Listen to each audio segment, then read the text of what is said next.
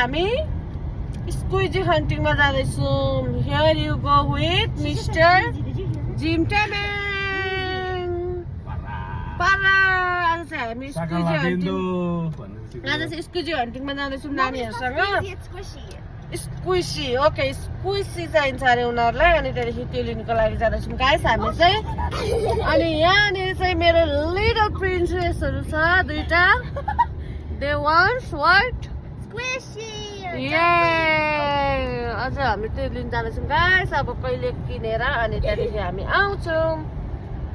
Hello darling. ल आज चाहिँ मिसेस रेखा तामाङको भ्लगलाई सब्सक्राइब गर्नु होला धेरै मात्रामा। By by.